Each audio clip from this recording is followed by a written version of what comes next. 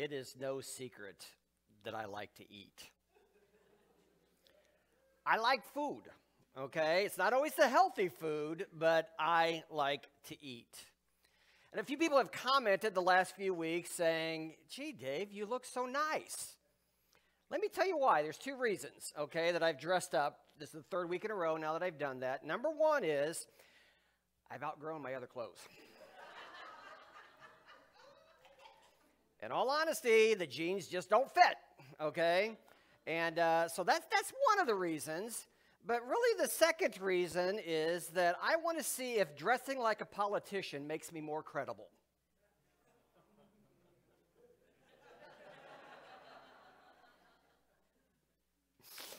The root of it is I like to eat, okay? There's no question about that.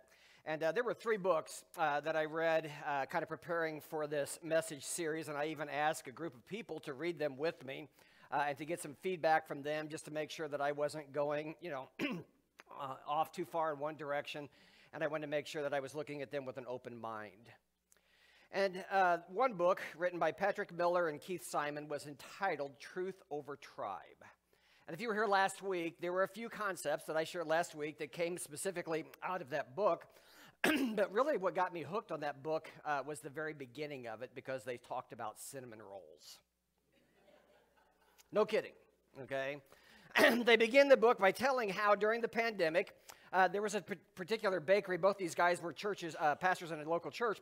And during the pandemic, there was a local bakery that was really struggling to stay open and to pay their staff because everything else was closing down around them. However, the school teachers still had to go to the schools and prepare lessons and videos to be able to share them with their students. And that was, a very stressful time for those teachers. As a church, they came up with this idea. What if we bought dozens and dozens of cinnamon rolls from this bakery and had them delivered to all of the schools in our community? It would be a win for the bakery because they could stay open and they could pay their staff. And it would hopefully be a win for the staff to feel like they were being appreciated and thanked for being teachers. Well, it all went well until one week when the church received a note from a local principal saying, we don't want your cinnamon rolls in our school. Seriously? Who would refuse cinnamon rolls? Okay? It turns out that a few months earlier, Keith had preached a sermon from Genesis chapter 2 where it talked about God creating man and woman, and he made the statement that when it comes to gender identity, there are 2 options instead of the other options that a lot of people equate to gender identity. That's when things got pretty ugly. Keith received death threats because of what he shared. He had to increase security at his home. And his approach was, you know what? I will sit down and talk with anyone who's willing to talk to me about the problem that they think exists in what I shared. And so there was a very, very long list of people that he sat down with and talked. The principal in this particular school had connected the dots, saying that the people who were sending these cinnamon rolls were the same church who had this radical aversion to and this hatred towards the LGBTQ plus community. Now let's be honest for a second.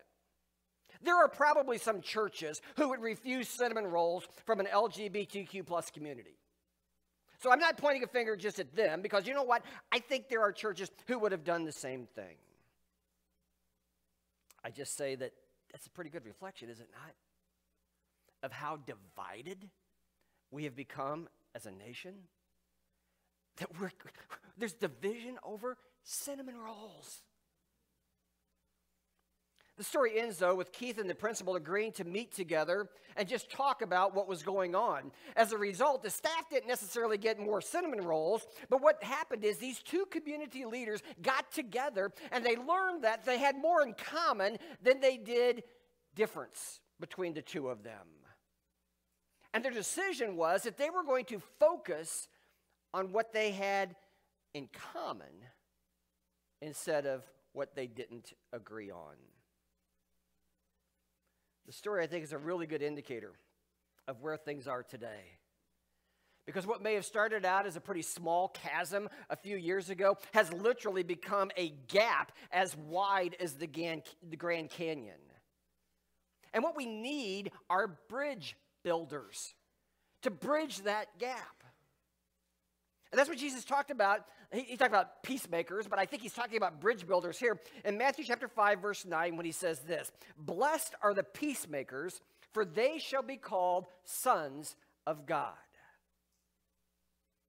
Really, the underlying goal of this whole third option message series is just to encourage Christians, those who follow Christ, to identify more as sons of God instead of with some political party, whether it be the Democratic, Republican, Libertarian, or Green Party. We can become involved in either of these parties, but our primary identity must be that we are followers of Jesus and not some man or some woman. Sometimes, though, it's easy, is it not, to get sucked into that divisional vortex that both parties are throwing at us, especially as we come closer and closer to the election. And let's face it, no matter which side we lean towards, their goal is going to be to vilify the other side and keep people all worked up and full of fear. And you know what? Being worked up and hostile towards other people just aren't qualities of peacemakers. So what I'd like to do today is I'd like to look at a very familiar story out of the book of John about a time when Jesus presented to a town and his own closest followers that there was more than two options. There's a third option that we really need to consider. Turn with me, if you would, to John chapter 4. Familiar story. Jesus talks to this woman at the well, but I'd like to look at it today through the lens of a third option, okay? John chapter 4, verse 1 says this: "Now when Jesus learned that the Pharisees had heard that Jesus was making and baptizing more disciples than John," and then John makes this note, although Jesus himself did not baptize, but only his disciples. Verse 3, "He left Judea and departed again for Galilee." Okay, so basically he was going from the southern part up to northern Galilee. And verse 4 says, "And he had to pass through Samaria." Now that should have rung some bells for people who know Old Testament history, because there's a lot of division between the Jews and the Samaritans. Allow me just to give a couple of points to remind us of how that separation and division took place. As we talked about last week, the nation of Israel was divided into two kingdoms, the northern kingdom and the southern kingdom. And one of the kings of the northern kingdom, by the name of Hoshea, made the king of Assyria very angry at him. And we may not understand exactly what all happened here, but let's look at 2 Kings chapter 17, verse 6, okay? And again, keep in mind, Samaria was a part or a region within the northern kingdom of Israel, okay? So when we read Israel and Samaritans, we're really talking about two different groups of people, but they were all in the same geographic location. They shared background, all that kind of stuff. 2 Kings chapter 17, verse 6.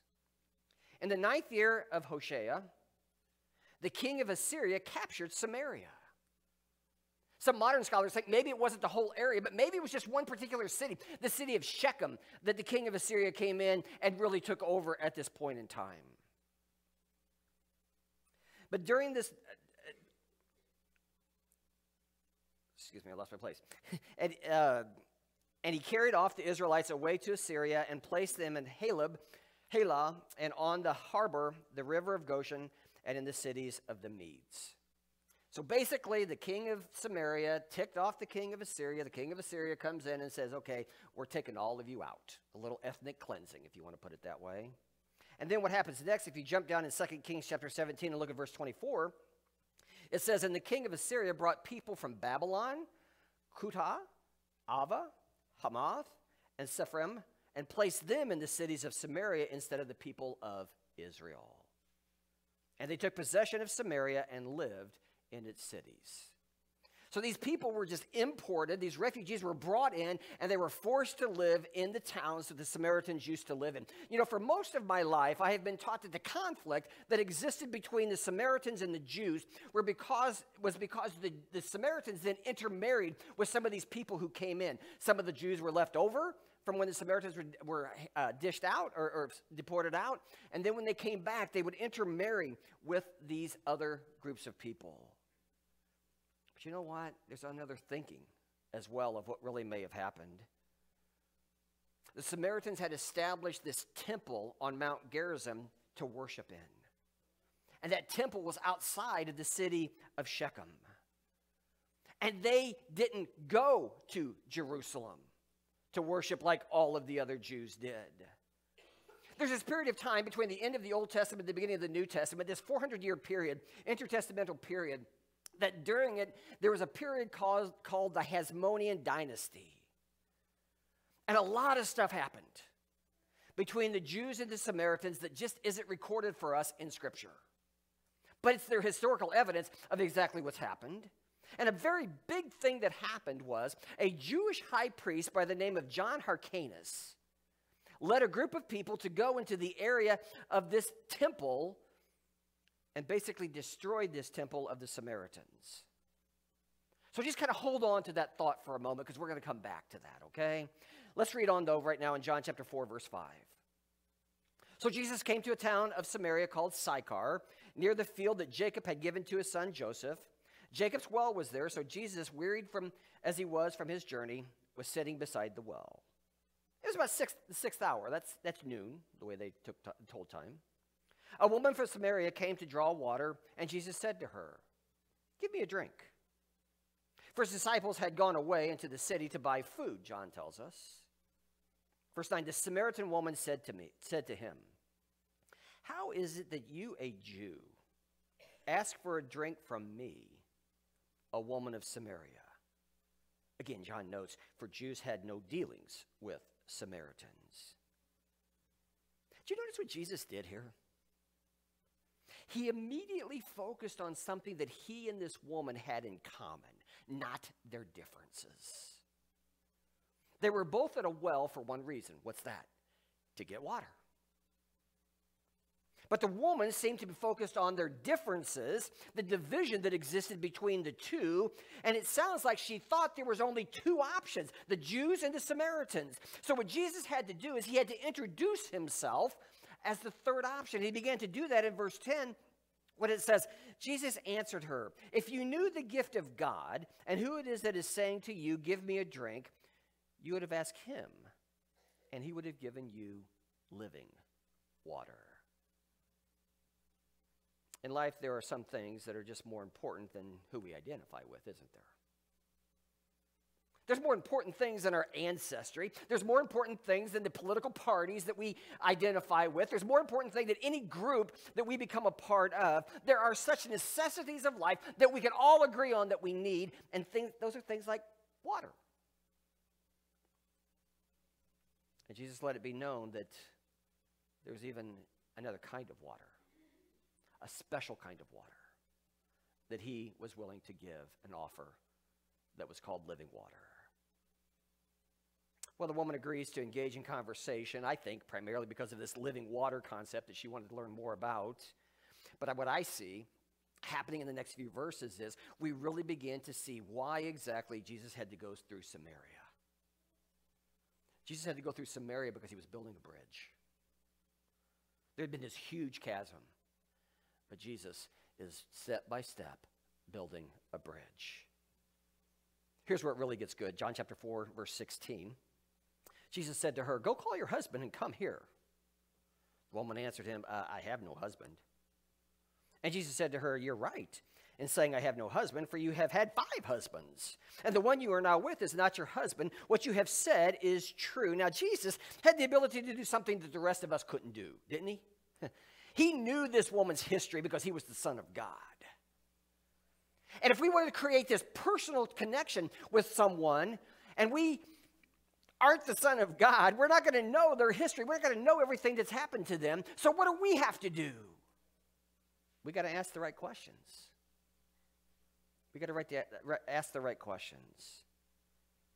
So what question would you have asked this lady if you had been in Jesus' place at that well on that day? What would you have said to her so that you could get to know her? So that you could go beyond the common need to understand more of who she was? What would you have asked? Would you have said, "Hey, tell me about your family. Tell me about you. What's important to you?" You see, most of the time we don't ask people who are different than us to tell us about themselves. And if we don't ask, they don't tell. Here's where the history comes in. Okay, reading on in John chapter 4, verse 19, the woman said to him, "Sir, I perceive that you are a prophet. Our fathers worshipped on this mountain, Mount Gerizim, okay, but you say that in Jerusalem is the place where people ought to worship."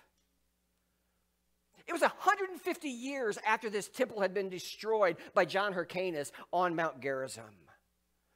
And what happened was the Samaritans, who had this Jewish background, they believed in the same God, they worshiped the same way, they weren't allowed into the temple in Jerusalem because they were Samaritans, because of this division.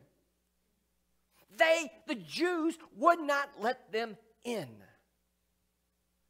So basically, what this woman is saying, how are we supposed to worship? Not just where are we supposed to worship, but how are we supposed to worship? Again, option A, option B. And Jesus says, let me tell you about a third option that you might want to consider. John chapter 4, verse 21. Jesus said to her, "Woman, believe me, the hour is coming when neither on this mountain nor in Jerusalem will you worship the Father." Just cut those two arguments out right away, didn't he? You see, you worship what you do not know. We worship what we do know, for salvation is from the Jews. Again, she had the same background. But the hour is coming and is now here when the true worshipers will worship the Father in spirit and truth, for the Father is seeking such people to worship him. God is spirit, and those who worship him must worship in spirit and truth. And the woman said to him, "I know the Messiah is coming, who is called the Christ. And when he comes, he will tell us all things." And Jesus said to her, "I who speak to you am he." In just a few minutes, what did Jesus do? He built a bridge that spanned a gap that had existed far longer than any division that we have in our country or in our world today. And once he had built that bridge, what did the woman do? She took the third option. Let's read on in John chapter 4. John chapter 4, verse 28. So the woman left her water jar and went away into town and said to the people, "Come see a man who told me all that I ever did. Can this be the Christ?" They went out of town and were coming to him. Okay. Jump down to verse 40. So when the Samaritans came to him, they asked him to stay with them, and he stayed there 2 days. And many believed because of his word. And they said to this woman, "It's no longer because of what you have said that we believe, for we have heard for ourselves, and we know that this is indeed the Savior of the world." Again, did you catch what Jesus did? Did you catch his strategy here, his plan? He stayed with them for 2 days. Can you imagine staying with somebody who you hated, or not Jesus, but your group of people hated, and you knew that they hated you? Could you imagine just going into that context and staying for 2 days? But that's exactly what Jesus did. Jesus built the bridge. And so people immediately walked across that divide, and it was closed, at least for this town. I'm guessing those apostles who were with Jesus, who had gone off to get food and then came back, and you can read all that conversation that I left out this morning, they never forgot this day, because they ended up spending 2 days in the enemy territory. I realize where we live, there isn't a level of hostility and division that is as great as it is in other parts of our country, or even in towns not too far away. Part of the reason for that is because of where we live. We live in an area where most people look alike, think alike, and pretty much until a few years ago voted alike. And let's be honest, just look around. We lack diversity when it comes to how people look and how people think. Therefore, I think we need to heed the warning of Joshua Butler, who wrote one of the books that I read as well, called The Party Crasher. And he said this: "Studies have shown that when people group together with similar leanings, They drift towards the most extreme perspective. Mixed company moderates. Like-minded company polarizes. Think about that. There are dangers if we don't intentionally interact with people that we disagree with. John says Jesus had to go through Samaria. No, he didn't. There were other routes that he could have taken that Jews took all of the time. But Jesus had to go through Samaria. You see, he was very intentional about building this bridge between the Great Divide, and he wanted us to understand how we could be peacemakers. So that's what we need. I guarantee you, on November 6th, there isn't going to be this great coming together in our country. There isn't going to be everybody just uniting because we now have elected a president. I don't even know what day it's going to be when we actually know who is going to be declared the winner of this election. But I guarantee you there isn't going to be peace and there's not going to be unity. But you know what? There are things that we can do between now and the election and even after the election that I think can help build bridges to this conflict and to this problem, this division that we have in our country today. And 3 things real quick that I want to give to you. Number 1, spend time with people who don't think like you do. Not just on politics. Think about issues where, man, somebody is way over here and you're way over here. We don't generally tend to go to that side or this side so that we can talk with them. We try to stay only with the side that we agree with. For some of us, what that means is come holidays, Thanksgiving, that's going to happen just when family shows up.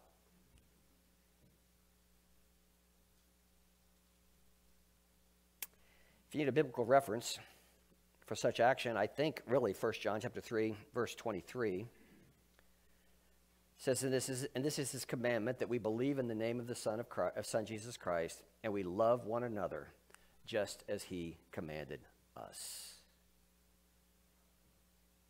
Loving our neighbor means that we are willing to invest our most important commodity, which is our time, with them. It's so easy just to say, yeah, I love my neighbor. Maybe somebody has a need, we write a check, we try to help them out, or whatever the case may be. But you know what? It's not until we really invest our time with them and we show them that we love them. Jesus said if we only hang around with people who think like we do and do like we do, then what difference is there between us and the unbelievers? None. No difference. In the open illustration I gave about the cinnamon rolls, Keith Simon says that the reason he wanted to meet with this principal was he was more concerned about making a new friend than he was than proving that he was right on a particular topic.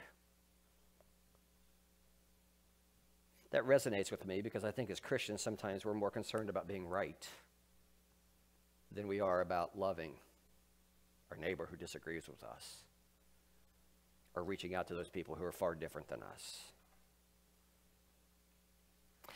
Is the fact that Christians always have to be right why we got associated with the Republican Party and the right wing? Was that just an easy association?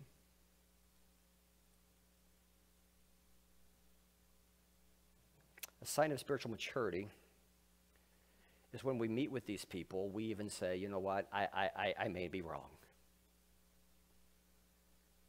Many of you have read or have heard of the Christian author Philip Yancey. Has written 25 different books, Christian books. He was interviewed not very long ago on a podcast, and he was asked, what would you do differently if you were to write those 25 books today? Again, this is this guy in his 70s, and he said, you know what, I would add the phrase, I would add the phrase, but I could be wrong. He would still say what he was going to say, but then he would add that phrase, but you know what, I could be wrong. How much of a bridge do you think we could build if just in humility we were to say to people who disagree with us, you know what, I might be wrong. And then we have the ability to, or we have the courage to say so. Second point is, when you're with these people, talk about the things you agree on instead of the things you disagree on. If we want to go into a meeting with somebody who's vastly different, who thinks different than we are, or different than we are by looks or whatever, if we go in with the idea of, man, I want to butt heads with you, I want to fight, I want to just prove that I am right, you know what? That's not going to go well. In this election year, there's been a lot said about people feeling safe. Feeling safe in their communities and even in the country as a whole. You know why? Because no one wants to live in fear. I don't care who you are. No one wants to live in fear.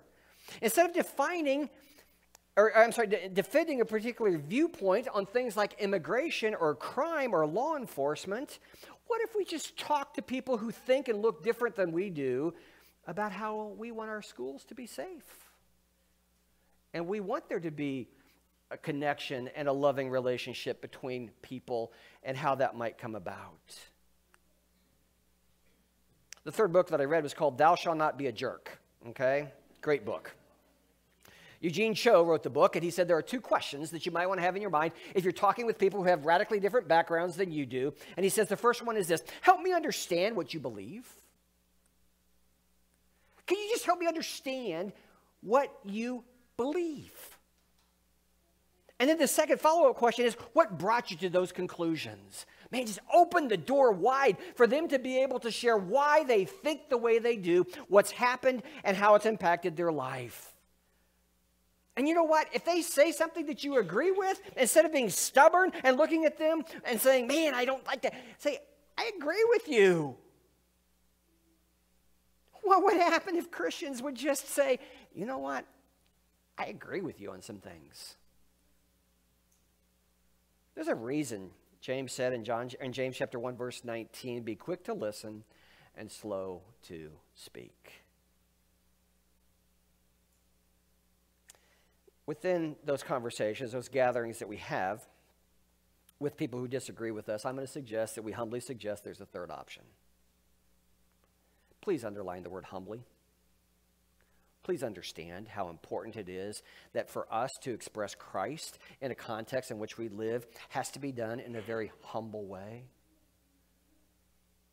Sometimes I think Christians come across with the idea that there's only black and white. Black, like the darkness, and light, like the pure sun. There's a multitude of other colors that God gave us to enjoy, did he not? In fact, sometimes I wonder if when Christians are saying black and white, now again, there are things that are black and white. Don't get me wrong on that, okay? There are things that are black and white, but what if God's point was it's green or it's blue? It's not black and white. There are different shades. How many shades of green are there in this creation? How many shades of your orange and yellow do you see across the landscape today? I think God wants us to look at more than just black and white. And there seems to be this yearning within people right now to find something bigger and better than this election. People are looking for a third option. And that's where we as a Christ-centered church have this huge advantage. All three authors that I read talked about how this is the perfect time for the church to step up and step out and step into the world of these people who think differently than we do and share Christ's love with them. Oh, what a difference it would make if we talk about King Jesus. If we talk about we worship a king. We'll follow a president, but we will worship a king.